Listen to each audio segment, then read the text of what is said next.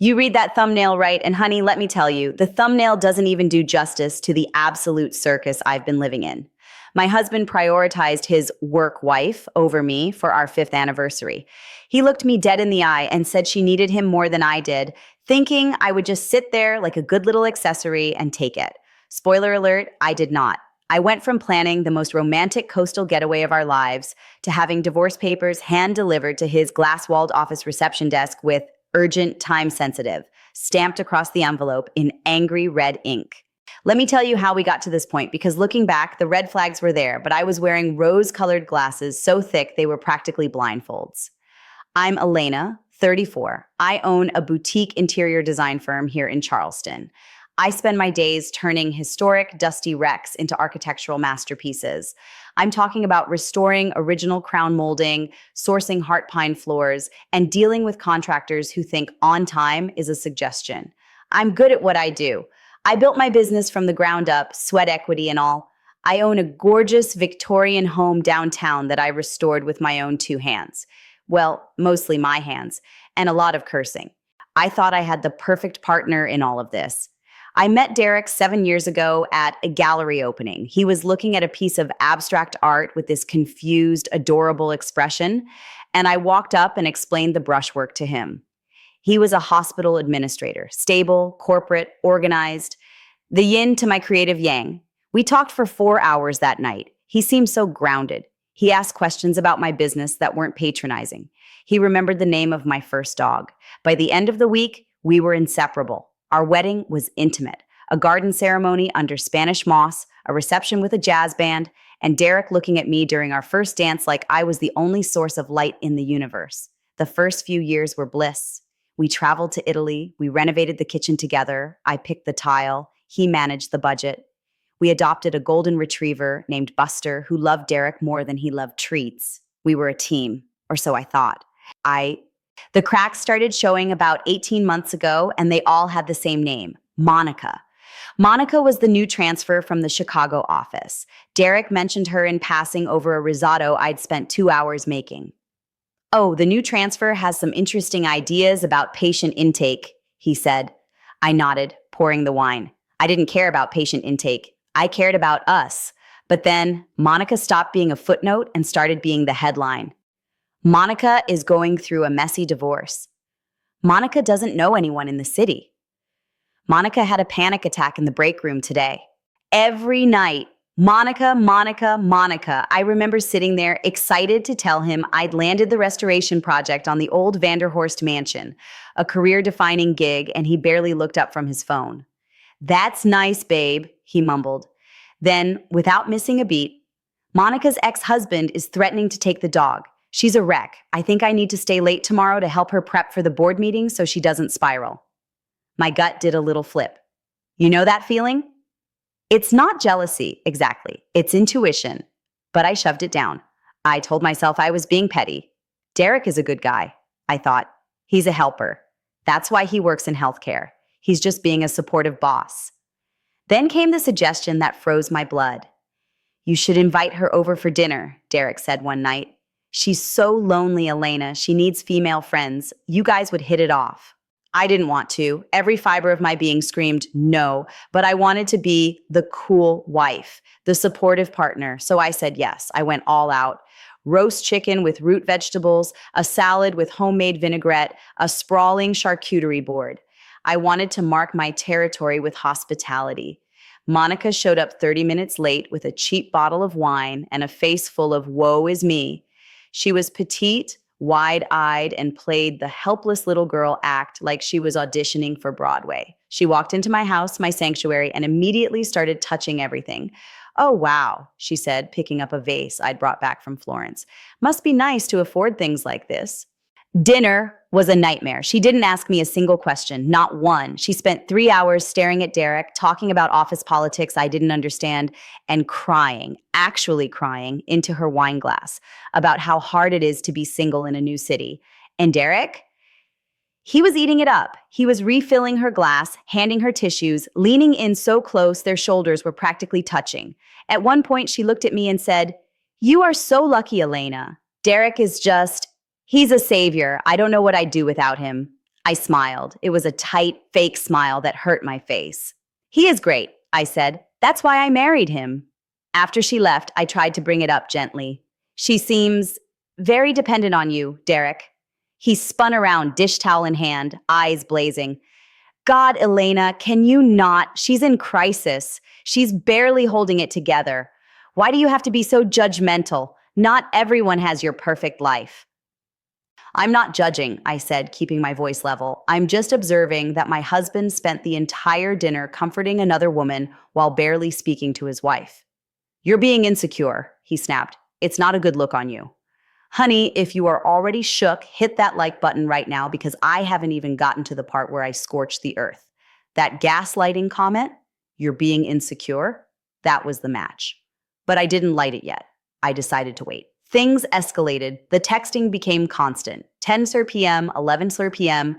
We'd be watching a movie and his phone would light up. He'd tilt the screen away from me. Just work, he'd say. He started taking lunches with her every day. Strategy meetings, why he called them. He started smelling different when he came home. Not like perfume, but like stress and someone else's coffee. Then came the catalyst, the big one. Our 5th anniversary. 5 years is a milestone. Wood, strength, durability. I wanted to celebrate us surviving the renovation, the market crash, the stress of life. I planned a surprise trip to a cliffside villa in Malibu. I'm talking private infinity pool, a personal chef for one night, a sunset yacht cruise. I pulled out all the stops.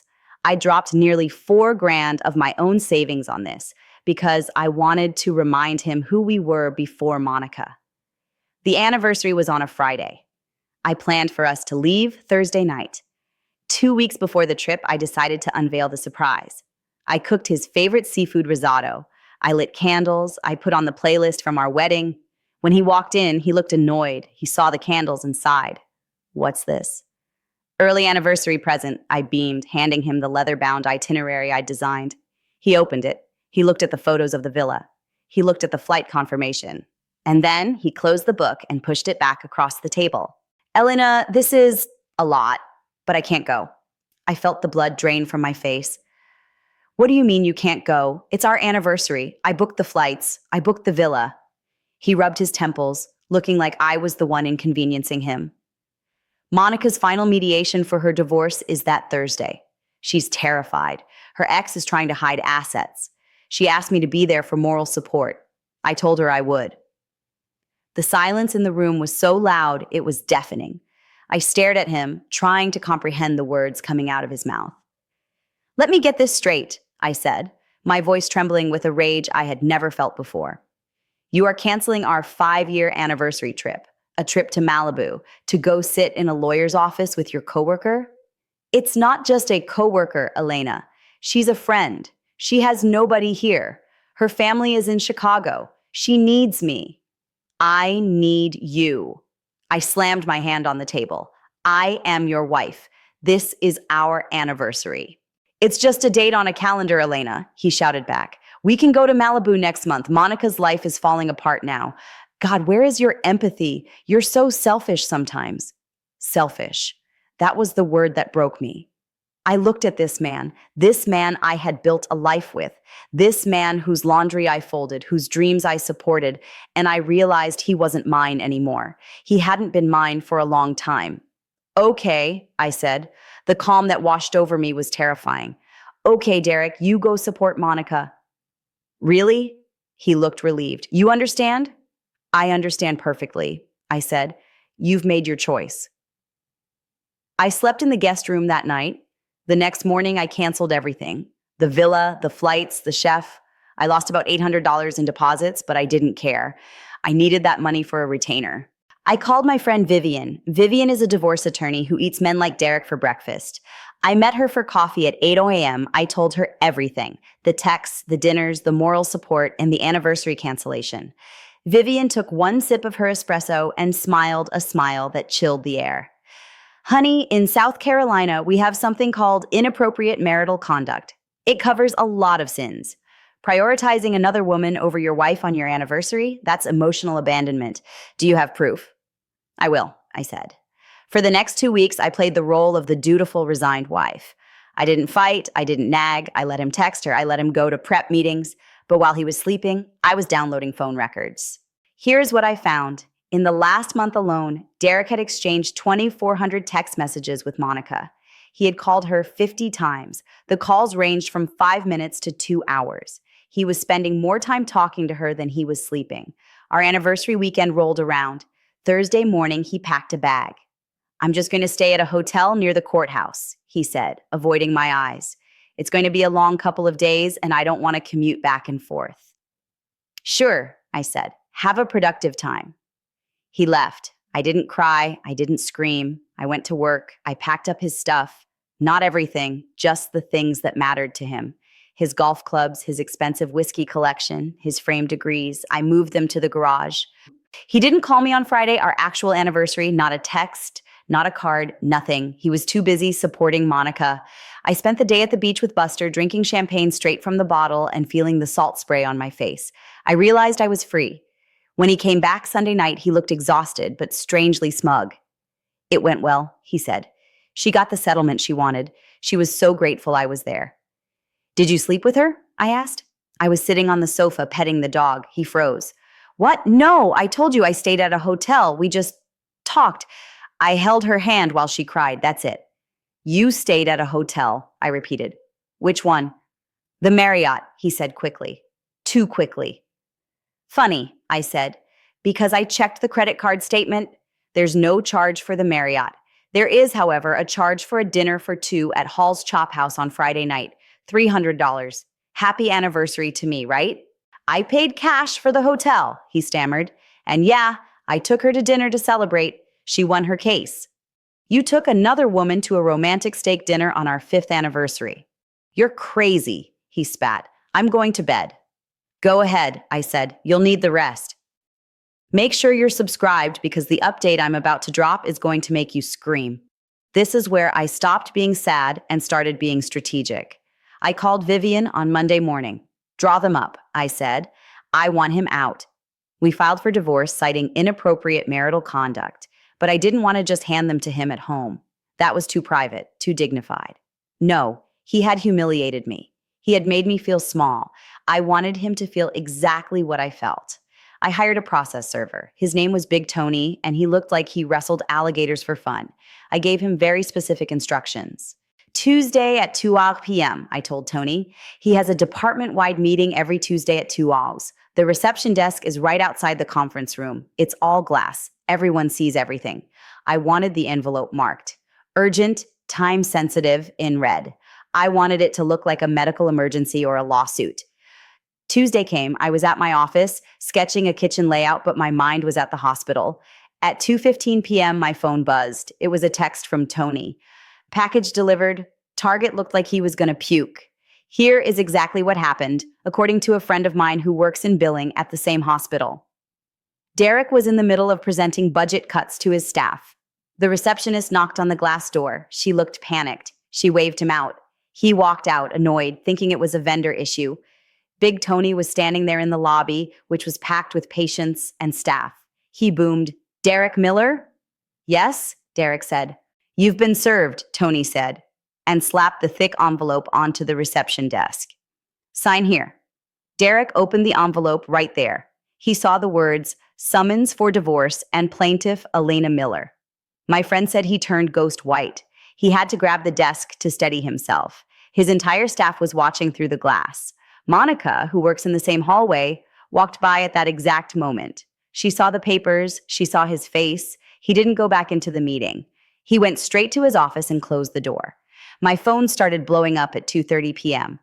"What the hell is this, Elena? You served me at work? Are you insane? Pick up the phone." Everyone saw. My boss saw. I texted him back one time. "Now you know what it feels like to be the center of attention for the wrong reasons. Don't come home tonight. Your stuff is in the garage. I changed the locks an hour ago." He came home anyway, banging on the door. I stood on the other side, Buster growling low in his throat. "I will call the police, Derek. This is my house. I bought it before we met. My name is on the deed. Check the papers. You have 30 days to contest, but for tonight, you are trespassing." He screamed. He cried. He threw a tantrum on the porch. Then he left. I assume he went to Monica's. The fallout. The next few months were a war. Derek tried to claim I was abusive for serving him at work. Vivian laughed him out of the mediation room. You abandoned your wife on her anniversary to spend the weekend with a coworker, she told his lawyer. We have text logs. We have credit card receipts. We have witnesses who saw you at dinner. Do you really want to do this in front of a judge? He folded. Update 2 weeks later. The gossip mill works faster than the legal system. The hospital is a small world. Everyone knew Derek got served because of his relationship with Monica. HR got wind of it.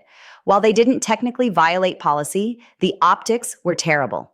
A senior administrator prioritizing a subordinate to the point of divorce? It looked like favoritism. It looked messy. Derek was called into a meeting with the VP. I don't know exactly what was said, but he lost his committee lead position. He was reassigned to a satellite office across town, a downgrade. Update 2, 3 months later, the divorce was finalized. Because I had documented the financial inequality, I paid the mortgage, he spent his money on lunches and gadgets, I kept the house, I kept the dog, I kept my dignity. And Monica, here's the kicker. Once the drama was real, once Derek wasn't the stable, helpful hero, but a divorced guy living in a studio apartment with a dinged reputation, Monica lost interest. She wasn't looking for a partner, she was looking for a crutch. Once the crutch got wobbly, she moved on. She transferred back to Chicago 6 weeks after I served the papers. She told people she missed the city. She left Derek behind without a second thought. He blew up his life for a woman who treated him like a temporary emotional bandage. Final update, the resolution I ran into Derek last week. It's been about 8 months. I was at the hardware store picking up paint for the nursery I'm designing for a client. He looked tired, older. His shirt wasn't ironed. He saw me and stopped. Elena. Derek, I nodded.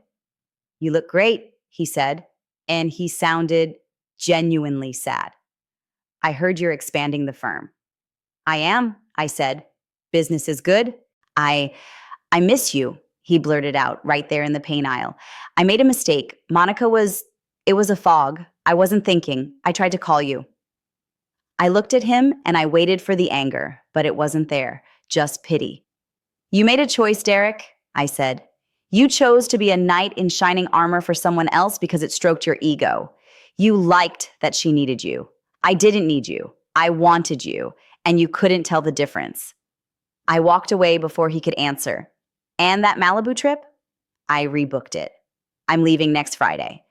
But I'm not going alone. I'm taking my sister, and we're going to drink wine, eat fresh seafood, and toast to the best decision I ever made, choosing myself when my husband wouldn't. So here is my question for you guys in the comments. Was serving him at work too petty, or was it exactly the kind of public wake-up call he deserved? Let me know, and don't forget to subscribe for more stories where women stop taking crumbs and start buying the whole damn bakery.